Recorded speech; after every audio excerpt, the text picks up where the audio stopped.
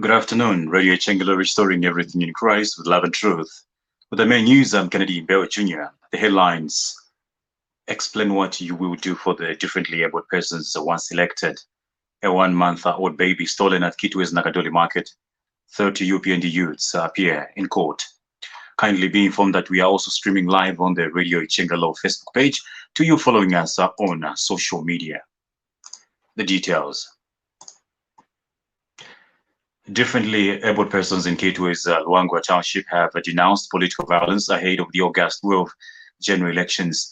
The differently abled persons who belong to Isubilo Physically Challenged, the group say they are mostly affected whenever political violence erupts.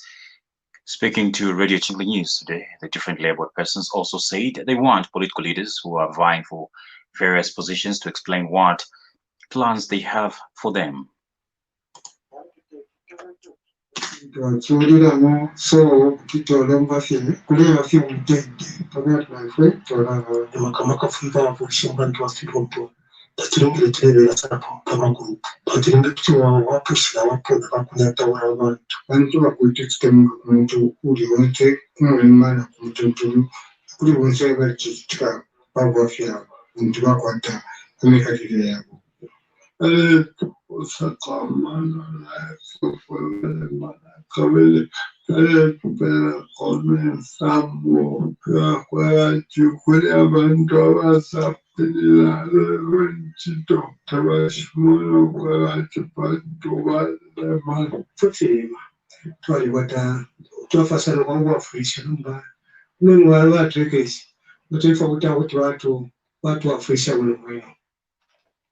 We now move on to Chingola, where residents of Twatashawada are calling for the construction of a Kosapo Bridge, rather, that links to Watasha and Lulamba townships.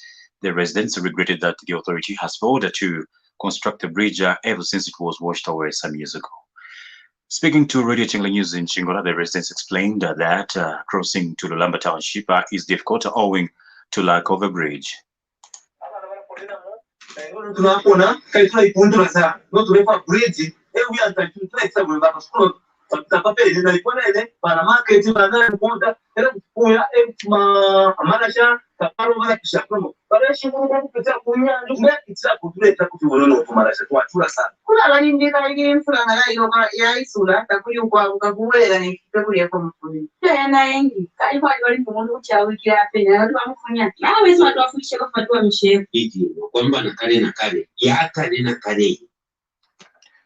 But Twatashawada Councillor Samuel Singer revealed that plans to construct Kosapo and Nayang Kabwela bridges are already underway. Some bridges budget budget council set aside to my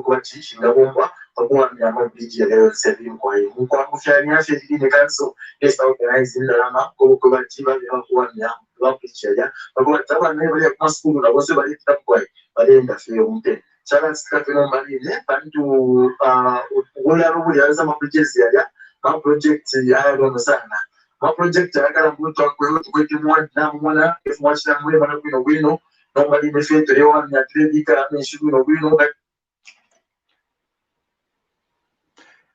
A 1-month-old baby has allegedly been stolen by unknown people at Nagadoli Market in Kitwe. Mother to the infant, Precious Kapemba, a trader from Lufanyama, came to Nagadoli Market to sell her merchandise before the baby was allegedly stolen from her when she went to take a bath. Precious now narrates the audio to Radio Chingala News.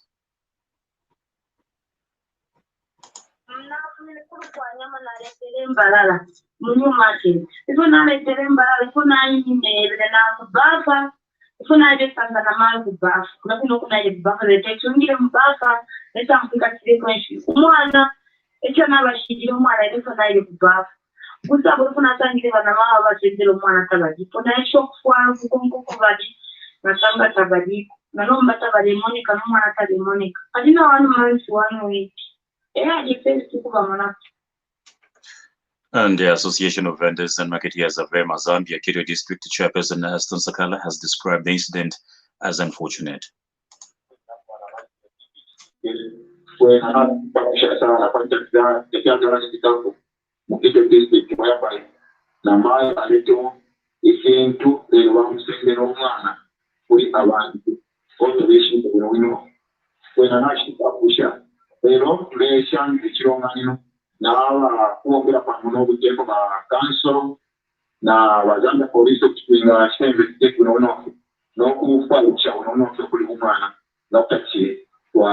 By means.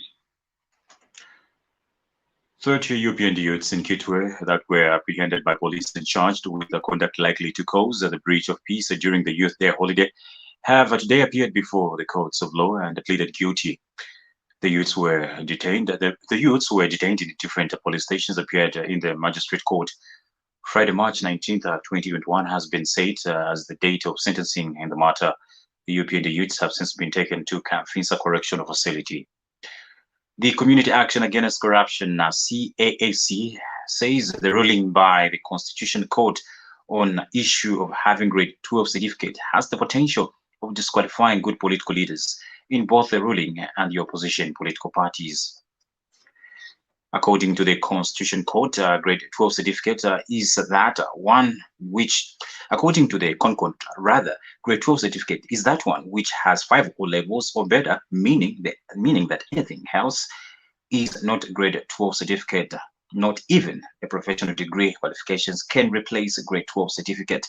CAC Chief Executive Officer Brighton Tembo observed that the ruling was a stern reminder to Zambians and the political leadership not to settle political matters by always tampering with the Constitution. Mr. Tembo said the Constitution amendments which have taken place in Zambia since 1964 have always been motivated by matters related to a settlement of political scores. Candidates who may not even have good understanding of the political parties, because now this is now being done in the 11th hour. And the prospective candidates, those vibrant, quite a good number of them are going to be disqualified. So the one advice which we can give to the people both in politics and Zambians in general, let us not use the Constitution each and every time when we want to do something that we feel is targeted at certain people. The consequences are bad, just like this consequence. The nation now is going to be in a panic mode. Because the leaders, the tested leaders, those who tested leadership are going to be disqualified. Aid to the Church in Need International Executive President Thomas Heine-Gelden appealed to the United States and European Union to aid the rich people in war-torn Syria. According to the Catholic News Agency website, Heine-Gelden says on the 10th anniversary of Syria's war, the United States and the European Union need to take urgent action and remove obstacles to aid reaching the country's neediest people. He said the Catholic charity was unable to make money transfers and other humanitarian goods to the local church despite humanitarian exemptions to sanctions against Syria, where war has raged since March 15, 2011. To sports now, son to late Chipolopolo star Harrison Wawa Chongo Castro has thanked Mufulira Municipal Council for naming a street in honor of his father. Harrison Chongo Street is located in Ndeke Township, where Wawa built a house during his peak days as a football player. Castro spoke to Radio Chongo Sports in Ndola by phone. I appreciate the council and everybody that was involved in making this project a success. Not forgetting our Republican President, Mr. Edgar Chagwa, because this has been done under his administration. We didn't expect it. We didn't see it coming. It's an amazing thing. The council set a very good example, especially that Dad was among the founders of that area in 1995. He brought development to that area. They've recognized his contribution to Zambian football as well. It's a good thing. Let it not end here. Let it also be done to other areas that made us proud. This news broadcast comes to you in the community service of Radio Chingla with compliments of Moose Mailing and Go TV Broadcasting Zambia Limited. In foreign news, aid agencies Save the Children says Islamist militants are beheading children as young as 11 in Mozambique's northern province of Cabo Delgado. One mother told the agency she had to watch helplessly as her 12-year-old son was killed. These were closer to where she was hiding with her other children. More than 2,500 people have been killed and 700,000 have fled their homes since an Islamist insurgency began in 2017, were linked to the Islamic State IS group. In its report, Save the Children said it had spoken to displaced families who reported gruesome scenes in the gas-rich province. The BBC has a roundup of the stories. Mozambique is the 8th poorest country in the world, and Cabo Delgado is the poorest province in Mozambique. And yet there's tremendous mineral resources there, and there's a sense the resources are not being shared equally. So that seems to be a driver of the conflict, but there's no manifesto, and so it's hard to understand the exact motivations. But what we see is that the insurgents are trying to drive people out. They co-opt young people to join them as conscripts, and if they refuse, they are killed and sometimes beheaded. The Safety Committee of the European Medicines Agency will meet today to review cases of blood clots in a small number of people who've had the AstraZeneca coronavirus vaccine. Unproven claims that there might be a link to the jab have led to 11 European countries suspending use of the vaccine. The BBC's medical editor, Fergus Walsh, says many experts have been bewildered by that reaction. It really is baffling. I can't find any expert who understands what the decisions and why they're being made. Now, it does look like the incidence of clots and serious clots is no higher among those who receive the vaccine and may indeed be significantly lower than among the general population. And if you stop using one of the key vaccines that you have in your armory, then people are going to be left unprotected from COVID. And ironically, we know that being infected with COVID increases dramatically your chances of getting a blood clot. The organisers of the Tokyo Olympics have announced that spectators will be barred from the launch next week of the torch relay to help prevent the spread of the coronavirus. The number of participants will also be reduced. On that note, we end this afternoon's main news on Radio Chengelo. For these and more stories, feel free to visit the Radio Chengelo Facebook page. On behalf of the entire news team, my name is Mbewe Jr. Remember, COVID-19 is real, therefore live by the protocols set by the Ministry of Health.